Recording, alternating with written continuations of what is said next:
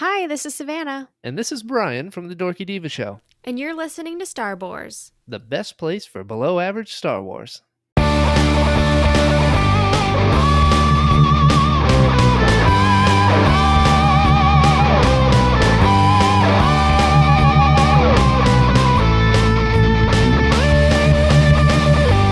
Welcome to Starboars, the best place for below average Star Wars.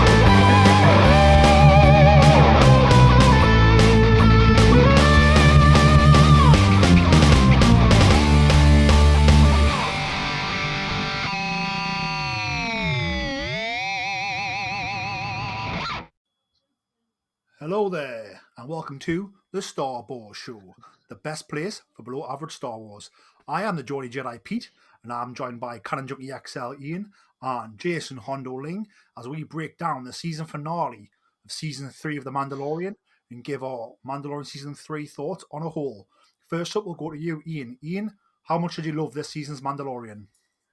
I really enjoyed it. Yeah, I enjoyed the finale for what it was. I really enjoyed some of the things they did, and I thought it was a good season of the Mandalorian. Like I said, the first season will always still be my favorite, just because obviously it was new and all that. But no, I really did enjoy this season of the Mandalorian. Yeah, and where they went with in the finale and potentially what could be next. Jason, over to you. What were your first thoughts on the finale, and then obviously as the season as a whole as well?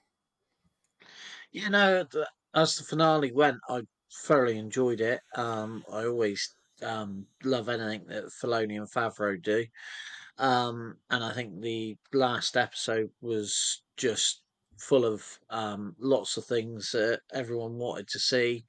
There was a few things that I thought might appear that didn't appear, but that's not necessarily a bad thing. So no, overall, and this series is took a different route, I think, from the previous seasons. But I think overall, it's building a bigger picture. I've seen a lot of criticism about, more of the Bo-Katan and stuff like that. But I think for me, that's just means that the series is getting bigger. And it's not just about the one Mandalorian, which I think makes it even more exciting. Yeah, I think when when the show first got announced, it was very much about, it's going to be set after Return of the Jedi and fill a gap between Return of the Jedi and The Force Awakens. And, they told us it was going to sort of tell the story of the beginnings of the First Order, which, if you watch season one, doesn't really do that. But here we go, the show is finally fulfilling that synopsis that was given to us at the beginning. So yes, it is different to season one, but it's also a lot closer to the synopsis we were given at first than season one was. And, it's had to introduce some new characters, get us to know them. Now, obviously, it's weaving in, the Imperial remnants, it's weaving in Bo-Katan, the future Mandalore. It's doing all that pretty well, I think.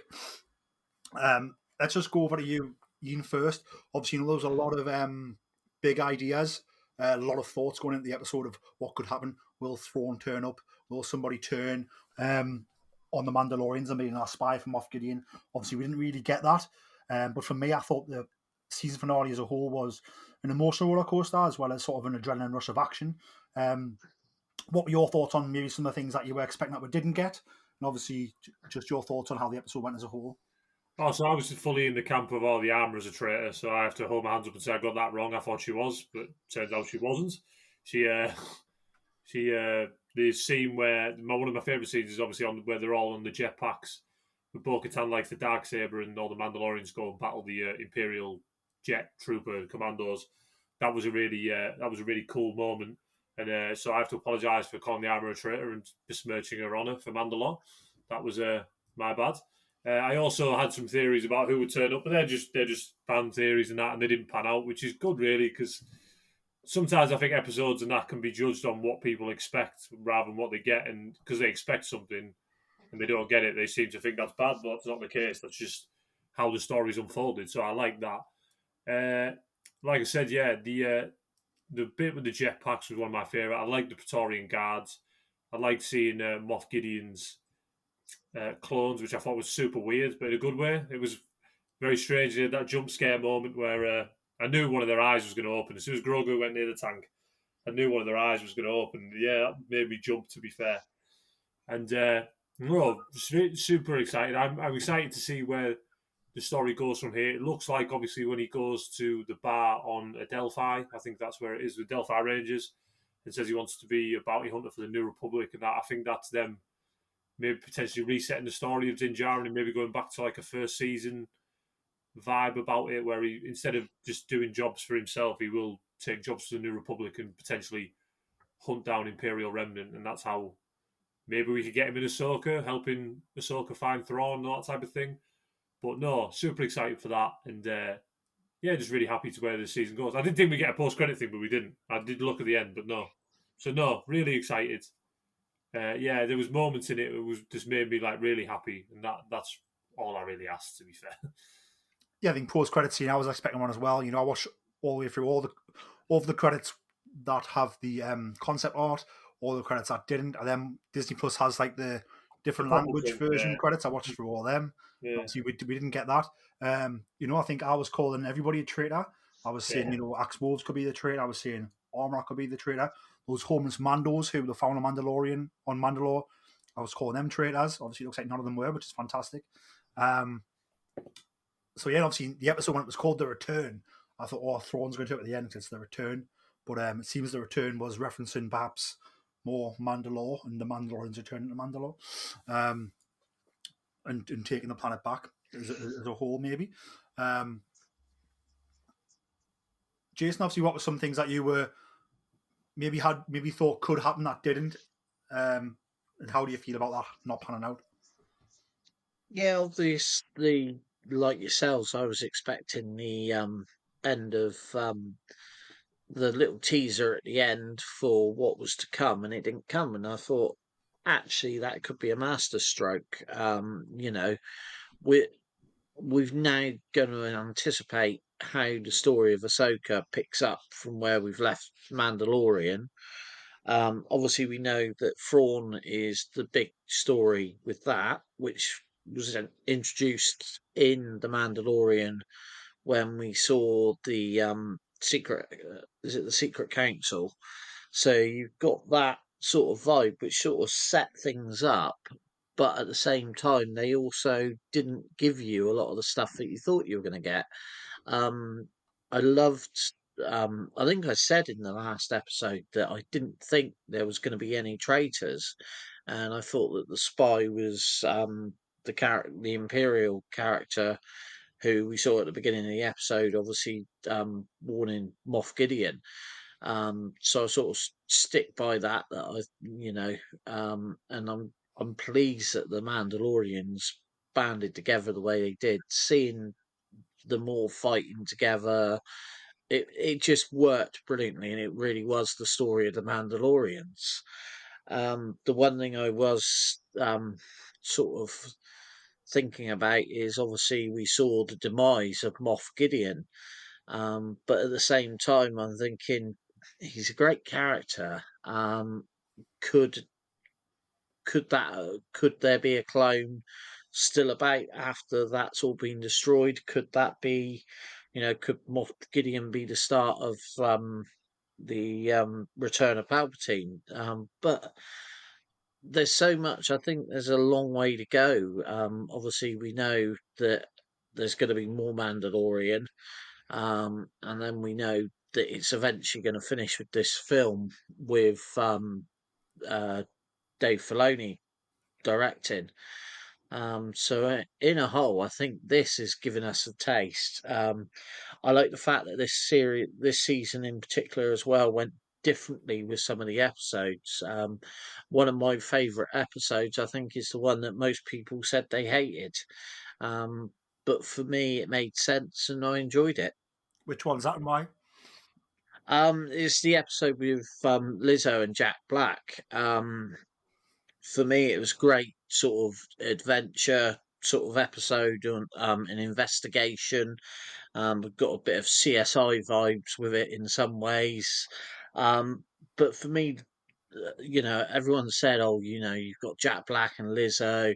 It was all a bit of a gimmick. But when I think about it, in the modern age, who is better to portray like a royalty in the galaxy far away, or than someone like Lizzo, who obviously is a pop star and is royalty in her sort of circles. And I think she played that role very well. And likewise, Jack Black. For me, he's a very good comedic actor, but he also played this character. There was a dark edge to him still, and I think he played that perfectly. And it just, to me, those two actors fitted the role, and I don't care what they've been in before. They fitted the characters that they were playing. Yeah, I mean, a couple of points. I think the characters saved themselves in this season. Like, in the finale, was Ahsoka going to turn up? Was Luke Skywalker going to turn up? Was who was going to turn up? And nobody turned up, and that's because the characters saved themselves. There was no need for cameos or super powerful characters, which I thought was quite a good choice. These are the characters I watch week in, week out. We saw Grogu save Mando, then we saw Mando and Bo-Katan sort of save Grogu, and them all sort of save each other at the end there. Moff Gideon, I know what you're saying. Those clones sort of got destroyed, but what is there more clones of Moff Gideon? Is he dead or alive? I think we've seen him get defeated once and then get arrested and then escape. So for me, I think if he keeps on getting out of it somehow, it sort of takes away the like the risk of it all. So if I've got a good reason, I hope he is dead. We still haven't been told how he escaped New Republic custody, actually. Although it was Mandalorian ore that was found when Carson Teva was checking that Lambda shuttle in the previous episode. So we still need to learn who did that.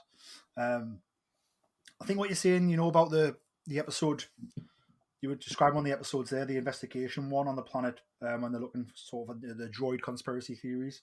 I feel this season for me was just like a full steam ahead from episode one. Like, you knew what he wanted to do. He wanted to go to Mandalore to bathe, and then he wanted to get the droid part for IG-11 to be able to do that, and obviously ended up not doing that, but ended up getting R5 instead. Then it was full steam ahead. Met Bo-Katan, got into trouble, then got involved in the Mandalorian storyline.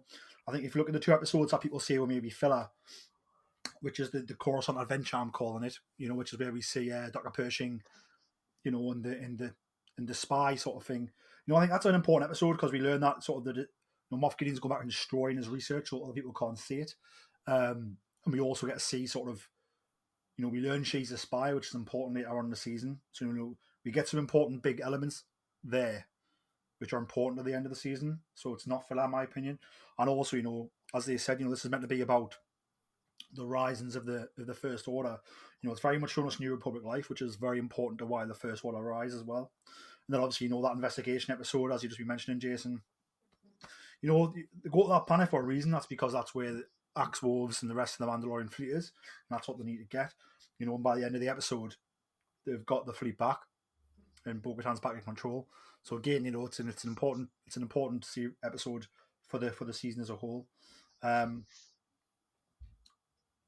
Jason, what were sort of your favourite parts about the finale? I think the finale, for me, it was obviously full of action, but it clearly had the plotting and storyline for those two episodes. I think were masterstrokes, because I have to admit, I got to like episode 6, and I was thinking, how can they finish off this season with what we're all expecting to happen in a satisfactory way? And I think that last episode tied up so many things. Let's face it, that episode could have been the last episode of The Mandalorian, and that could be it completely.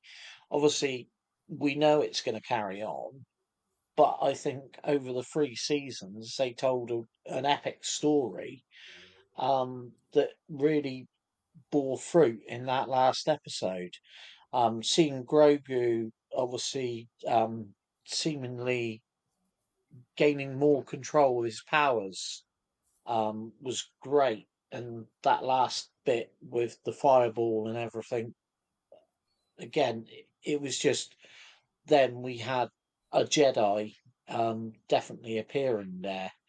So that for me was one of the best bits of the episode, I think, because I sort of knew with him there, Din Djarin and Bo-Katan were safe. Yeah, I think for me, Grogu in the end here, especially when seeing him use that suit, to rescue Mando, and then obviously the scary part of this is why I describe it as an emotional roller coaster. When he's facing off against proletarian guards, you know, it's- he gets knocked out of the suit. He's having to use his master of the force, his master of his force powers. It's what keeps him alive in that situation. And obviously, it is him sort of blocking the fire, which saves all three characters at the end there. Um, Over to you, Ian. What were your favorite things about this finale? I did like the short space battle we got with obviously the Mandalorian light cruiser and the TIE interceptors. I did like that. I thought that looked visually stunning, so I really like that. I like seeing shared space battles. I think they have figured out a way on this show to always make the ships look really, really good. So I enjoyed that. I enjoyed the big battle, obviously, between the Mandalorians and the Imperial jump troopers and all that type of thing, where Bo-Katan likes the Darksaber. I thought it was a real highlight. I thought it was really cool. I liked the bit at the end, obviously, with the set up Mandalorian season 4. And I'm just trying to think of some other moments, to be fair. Axe Woves, to be fair, I did think Axe Woves was going to die, but then he obviously jumps out the window last minute, so I did like that. I do like that character. It was good. Another moment I like to see as well was where they went to the underground caves and obviously realised that you can support life on Mandalore. And I thought that was a really good way of putting like life back into like Mandalore with that way. So it is good that it is proof that you can live on this planet. Obviously, it looks like they're going to rebuild Sundari at the end.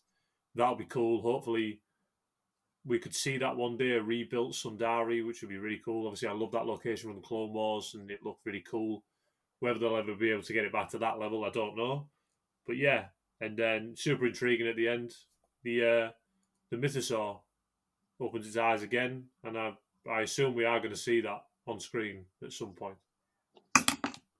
It's funny saying that I feel the Mythosaur opened its eyes because Grogu was reaching out with the Force and connecting with it through the Force. Like, we've seen Ezra do it quite a lot in Rebels.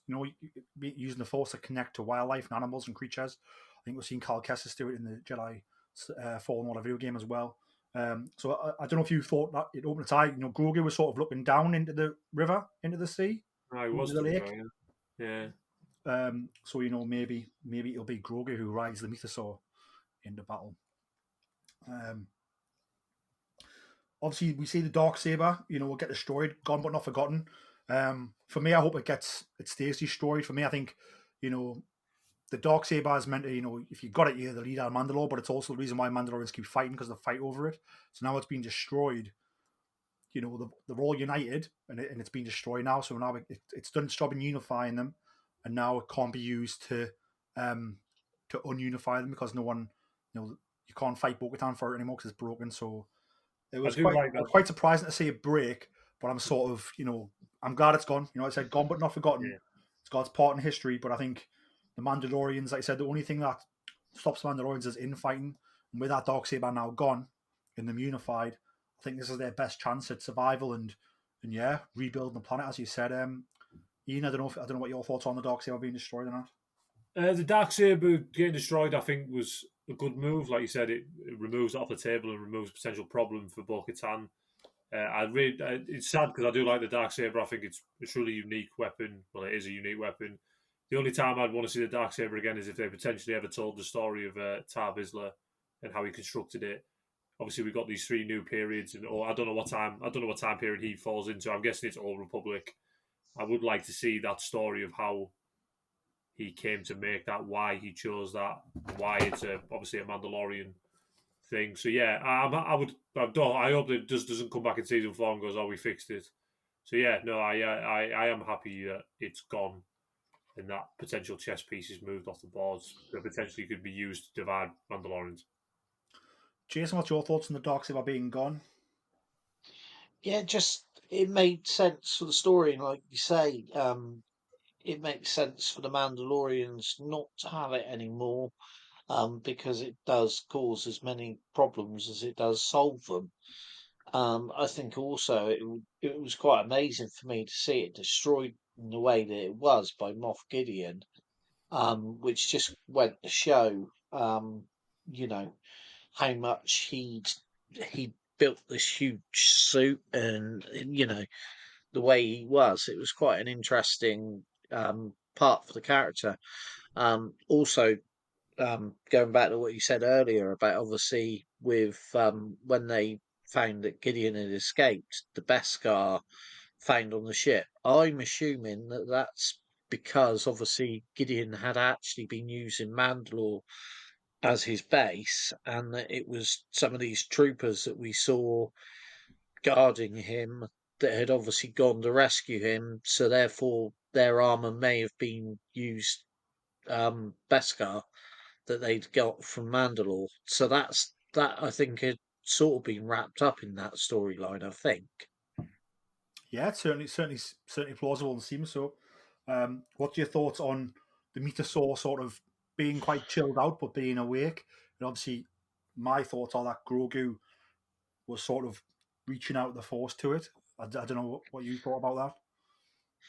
Yeah, no, I had the same sort of vibes, and I think that's definitely the way it was going. And I have to admit, I thought, having seen the Mythosaur previously in the season, I thought we were going to get a more of it towards the end of the season. But I'm hoping that maybe that's just something that they're holding over for season 4, because I'm pretty sure now that with the change of the title, well, with the title obviously being The Mandalorian, but the focus seems to have gone more to the creed of the Mandalorian than the gunslinger the Mandalorian. Um, I'm hoping we're going to see next season, obviously, Bo-Katan rebuilding Mandalore, in at least a couple of the episodes, and maybe that'll be where we see the Mythosaur come through. Yeah, I mean, season 4 hasn't been announced yet. I don't think so. I don't know what your thoughts are. Ian, do you think we'll definitely get a season 4? I believe so. Yeah, I'm sure John said that he was already writing it, so I would believe we will get a season 4. Obviously, you've had the tease with Mando saying he's going to hunt down Imperial remnants. So yeah, I believe 100% we'll get a season 4. Spot on. Yeah, I think I remember seeing John Favreau saying he's wrote the 4th season. So though we've had nothing officially announced, the season's written, so that should be good.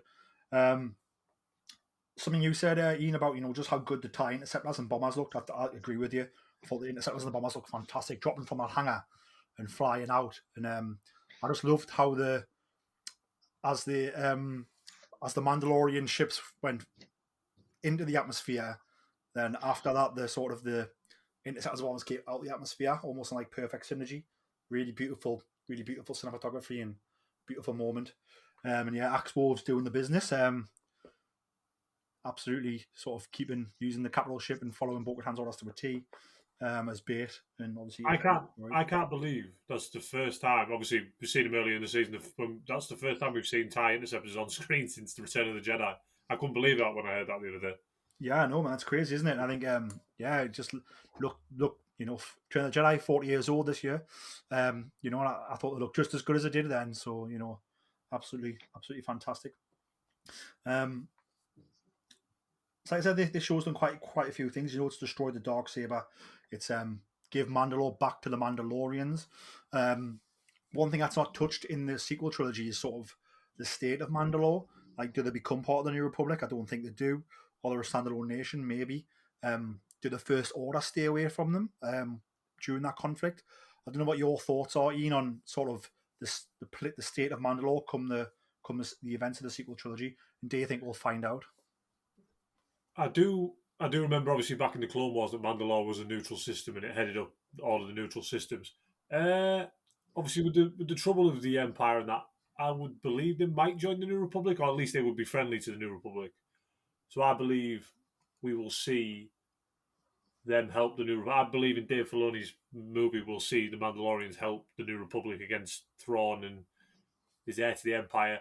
As it comes to the sequel trilogy, it's good they left that ambiguous now because they can really just tell any story, because there was Mandalorian fang fighters at the Battle of Exegol in the Rise of Skywalker. So yeah, no, I think that they will be on the side of the New Republic. Whether the First Order would want to mess with them, I'm not sure. Whether the Mandalorians would allow the First Order to just come back to the galaxy, I'm not sure. It looked like in the Rise of Skywalker that they didn't have the fleet to obviously take over the galaxy. That's why the Sith Eternal fleet was so important to them. So no, I think I'd be super intrigued. There's so many things I'd like to know about the sequel trilogy, like Mandalorians. Is Boba Fett still in charge of obviously Tatooine and all that type of stuff? So yeah, there's plenty of stuff that they can build off potentially in the Rey movie, and I think that would be a really cool tie-in to start filling out some of the lore near that period of time. Yeah, I mean, you've got to think if Rey is rebuilding the Jedi Order and Grogu is around, Grogu could be, if not one of Rey's students, could be certainly an affiliate of Rey. Someone who she knows, aware of, who checks in with. So where does Rey visit Mandalore to check in with Grogu? Is that something that happens? Time will tell, I suppose. Jason, how do you feel? Sort of, obviously, it's set up Mandalore being back up. It's also set up, with the Shadow Council. The season set up sort of the remnants. We've seen Hooks' dad, who looks like he's in charge of Operation Necromancer. Yeah, which to me sounds like it's probably the Emperor's cloning. Which that is not the operation which he has to brainwash the kids, is it? What Hooks ends up taking over. No, I can't remember what that's called. It was in the Battlefront 2 campaign. I can't remember what it was called. So I think they're two different things. So Project Resurrection, I believe it was called. Yeah, so it looks like Hooks' dad is not working on the project that Hooks takes over, which is essentially what the FNs are, where they kidnap the kids and put them into military regimented schools and brainwash them a bit. Looks like it's something called Necromancer, which to me is all about. It's interesting that though, because I remember in The Force Awakens, Kylo Ren says to General Hooks about clones, and obviously Hooks is against that idea. I wonder if he's against that idea because his dad was for that idea. Quite possibly. So I think, hopefully we'll find these things out. Iain, what was sort of your favourite episodes from this season? I liked the episode 3, which was Mines of Mandalore. I thought that was a really good episode. I thought that was really a really good deep dive into the lore of Mandalore, obviously learning about Bo-Katan's father. So I really enjoyed the Mines of Mandalore, even the creepy eye thing that could detach a thing from the body. I don't know what that was, but no, I enjoyed that. That was one of my favourite episodes. I really enjoyed the Coruscant walkabout. I liked seeing Coruscant under the New Republic and that type of thing. That was a really cool episode. I love the last two. I love the Imperial Shadow Council scene. I really like that as someone who likes Legends post Endor stuff. Seeing Captain Pelion in a live action Star Wars show is like crazy. Obviously, been a big fan of Heir to the Empire, so hopefully he'll be back for Ahsoka. And so many great moments. Like I said, I really enjoyed a lot of the season. There's little bits of the season I didn't enjoy, but the majority of it, I really did enjoy what we got this season of Mandalorian, and look forward to obviously potentially where season 4 could go. Speaking of the Shadow Council, for me there was a couple of people missing. The last time we heard about the Shadow Council was probably during the Aftermath trilogy. Yes. Correct me if I'm wrong. And obviously, I think, was it Gallius Rax who was running it then? And obviously, Ray Sloan was a big part. We didn't see Ray Sloan, we didn't see Gallius Rax. What's your thoughts on those guys? I've seen a thing saying that obviously Pelion was Thrawn's representative on the Shadow Council, so I don't see why there's no reason Brendel Hooks couldn't be Grand Admiral Ray Sloan's representative on the Shadow Council. I do hope that she's about somewhere, because she's a great character if you've read Aftermath. She's appeared in multiple stories, to be fair. She's in A New Dawn. She was in the Star Wars Squadrons campaign. So I do hope they touch on that. For me as well, I would like to see some of the older legends, like Imperial Warlords. Just, you don't have to obviously tell the story of their characters, but I would like potentially like a Warlord Zinj or a Admiral Dahlia. that would be a really cool little tie into the Shadow Council and all that, and then tie to maybe some of the older Legends fans who like those stories. Jason, obviously, I know you were a fan of the Shadow Council. You think we'll see more of them in future Star Wars storytelling, and just how much more do you want to see of them? Yeah, obviously they're going to be an important part of of the rise of the New Order. So I think that is where, obviously Ahsoka, we're going to see the return of Grand Admiral Thrawn almost certainly. That's, we're pretty certain. From what we've been told about the film that Filoni's working on, it's going to be obviously showing us how the New Order comes about through Thrawn. So I sort of think we've got a lot of storytelling still to come where we will see, I think this whole season, this whole series is now going to lead us to basically see what, how we got to the sequel trilogy. I think in some ways, Filoni and Favreau have been almost tasked with tying everything together so that in the grand scheme of things, suddenly the sequel trilogy won't look quite such a mess because we're going to get the explanations as to how Palpatine's been brought back, um, how the New Order were rising in the background, and how everything went so badly wrong for the New Republic. Which I think, obviously that's also being told in the Andor storyline in to a certain degree, where we're seeing, there that obviously the rebellion being formed, but we're getting an idea of the politics. And I think what's become clear then from the episode that we saw with Pershing was that although the Imperial's gone, a lot of the politics side of things was still very corrupt and still very much an issue. So maybe, that's what will then eventually bring all the issues that the New Republic have. We know that it doesn't end great for Mon Mothma. And we also know that obviously Leia sort of walked away from the New Republic because she knew that there's something was brewing. And I think that's an interesting story that we're now going to get shown through all these different television series. I think Leia was also forced to leave because of the revelations of her father came out in the Senate as well. Yeah, yeah, But I think if you look at for me, I think anybody who's interested in the Shadow Council and found that really interesting should definitely go read the Aftermath trilogy. Should definitely go play the Battlefront 2 campaign mode, or if you're not going to play the Battlefront 2 campaign, which I recommend doing, put it on easy mode and play it. You'll love it. Great fun gameplay, great story, short as well. But if you don't want to play games, you can find it on YouTube. You can watch the cutscenes, I'd imagine. But definitely worth playing or watching that.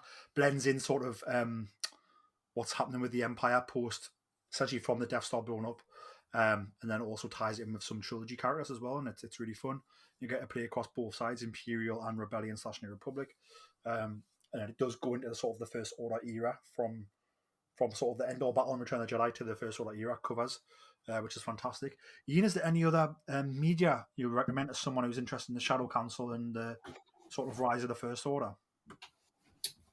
The Aftermath trilogy is the main thing. Obviously, you have to tell the story of Gallius Rax, who was running the Empire from the Shadows, who the Shadow Council believed that was trying to rebuild the Empire, but in fact he was trying to tear it down through Operation Cinder. That was Palpatine's failsafe, obviously, for the Empire failing to protect their leader. Just trying to think off the top of my head if there's anything. I think Bloodline, Star Wars Bloodline's a good read. It's not really Shadow Council-y, but it's very Cloak and Dagger, First Order type stuff.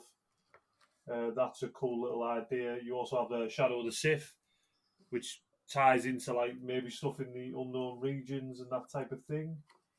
And that's it. Last Shot as well. Last Shot by Daniel Jose Older tells the story of I think it's set after a year after Return of the Jedi. And it goes into like Lando's daughter being kidnapped and all that type of stuff. So yeah, no, there's a few couple of books there that you could read that would give you a greater perspective of what the Empire was up to in that thing. Spawn. Jason, what's your thoughts on obviously our unsung hero, Red 5, got a shine this episode? R5, absolutely brilliant. It was nice to see the way that we had a droid now, one that Mando's trusts, and that got to take on almost the R2 role, but in his own right. Um, Seeing that for me as well, one of the UK droid builders, James, he's built an R5 and is famous for his R5, and seeing that in the series, I loved it, and I think it was the perfect the scene with the mouse droids. It reminded me of the scenes with R2 um, on like Geonosis and stuff like that, and it just having a droid back in the action made it for me. Yeah, I think obviously it's painting the picture of R5 as being quite a nervous and scared droid, and then here he sort of overcomes those fears because he knows that Mando was counting on him, and he knows that Grogu's counting on him, and Mando even says, "I'm counting on you," and he doesn't really push it any further than that, and R5 knows, right, I'm going to have to go get involved here and help the guys out, and he does. So that was I thought it was fantastic and nicely done, and it's this droid who didn't get a chance to shine in A New Hope because his motivator blew up before Warren Lars could buy him. But here we go. We've seen him do some good for our good guy heroes. Ian, have you got anything that we haven't mentioned about the finale that you want to talk about? No, nothing really off the top of my head. Like I said, majorly enjoyed it. Thought it was really cool. Liked another highlight with mine was the TIE Interceptor Gauntlet and one Starfighter battle in episode 2 or 3 on Kalevala. That was a really cool moment. That was really well done. But no, other than that, no, nothing really to mention about the finale now. One thing I did love was obviously at the end, when Mando goes to see the New Republic and offers to be the bounty hunter, obviously he gets to take his assassin droid head, an IG head. And then we get to see, IG-11's back, and he's now the sort of the Marshal of Navarro.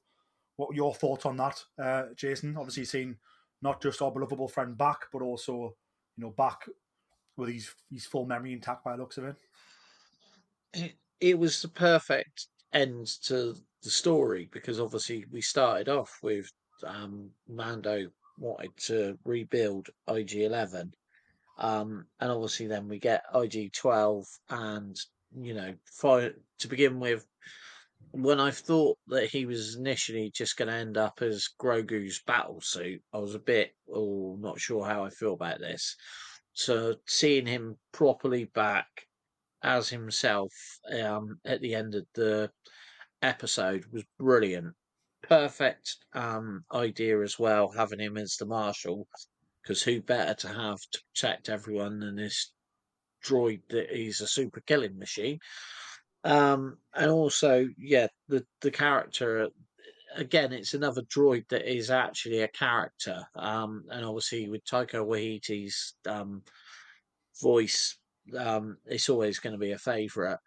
I also like the fact that we still see Dave Filoni sat at a bar in that episode, which it seems that's a place that I really, really want to go to.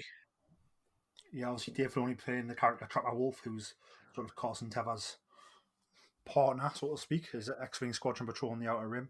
I thought IG-11, great to have him back. I think, throughout the season, we didn't have his memory chip, so, they've used him, became Grogu's battle suit, so he was useful there.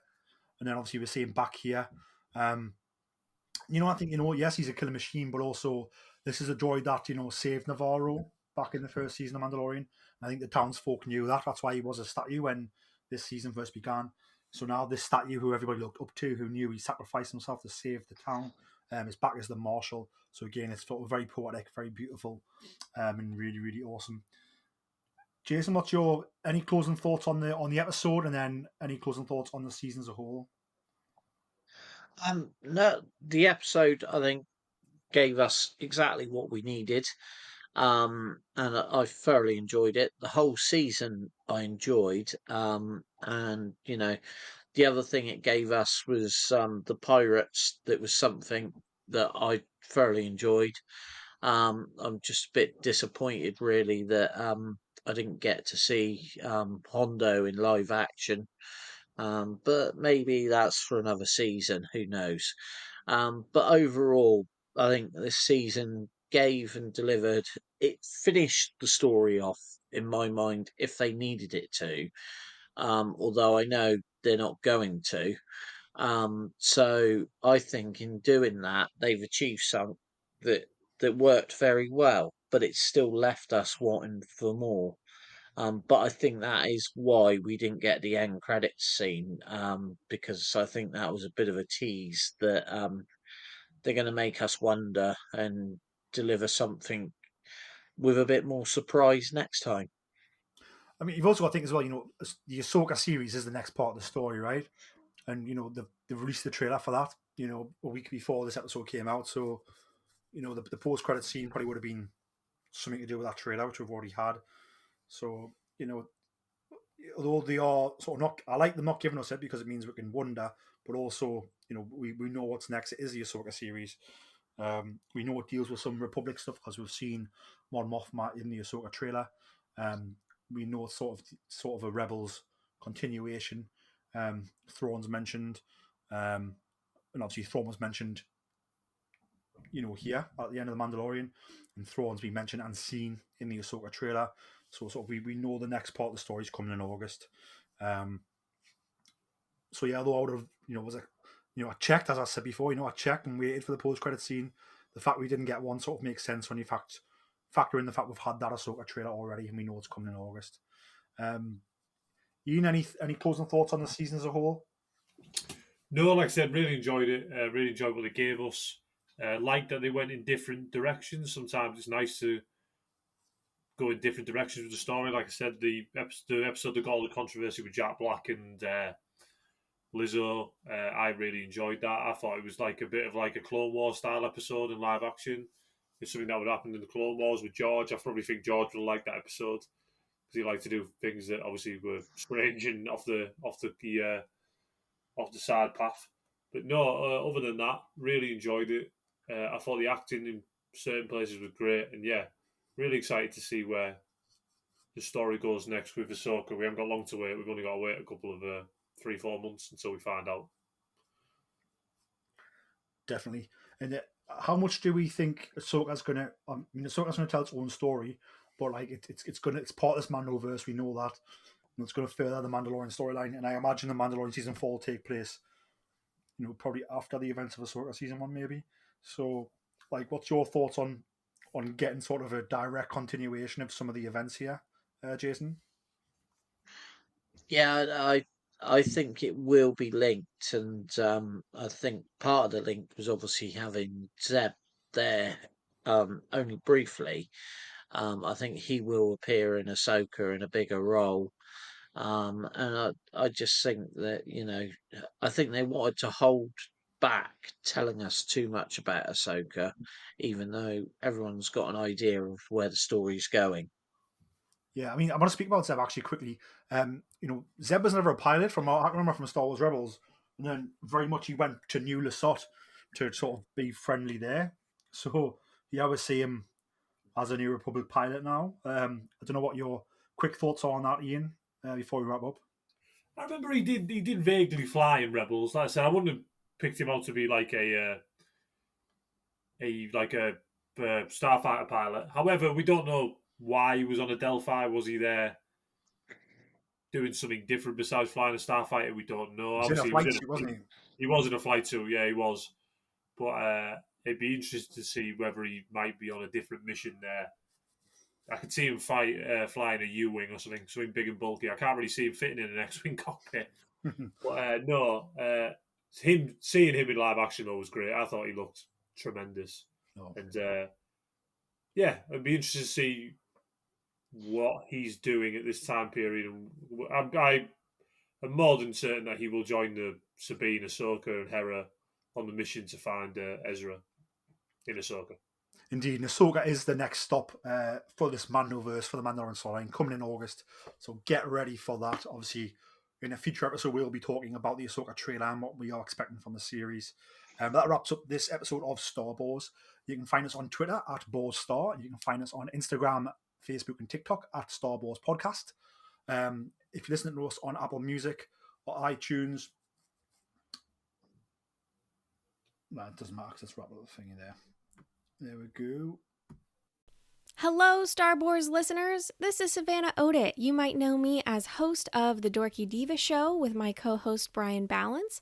I am also producer of The Adventures of the Zolan Dart, which is a Star Wars-inspired audio drama that we produced over the last year.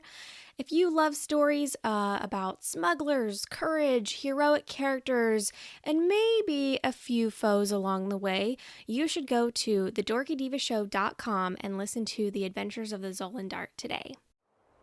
Shout! We've got your pigs. Were any of the critters harmed? What did you do now? I didn't do anything. I just freaked out for no reason. It was nice doing business with you again. Maybe next time we could deliver something less temperamental. Now, what you call temperamental, I call fun. Hey, is there a place nearby where I can make some repairs? 3 clicks south of here, you'll find a small spaceport. They should have what you need, as long as it's nothing too big. Dynamic class? My stars, you don't hear about many of those still being space-worthy. It's been in my family for a while. She's pretty great. Any chance you have a hover cart we can use to load up? I'll check out the HoloNet to see if anything new has come up in the sector. My name is Sereth Kon. I am the chief here on Kamai. My people and I have been experiencing food shortages as of late due to unforeseen natural occurrences. We are looking to hire someone. I say we take this one. The pay is great, and it's the type of job we're familiar with. Welcome. You must be Captain Otoa. I've already sent word to Pac-2 to expect you in the next cycle or so. You told him we were coming before we even accepted the job. That's rather presumptuous, isn't it? Perhaps, though once I received confirmation that you were interested and on your way here, I couldn't help but hope. Fair enough. Well, we'll be back as soon as we can. Well, that's not good. Is that blaster fire I hear? So you're the one. Captain, it sounds like they want to do this the hard way. I love when they got some fight in them. This is bad. This is bad. We're about to have a lot of company.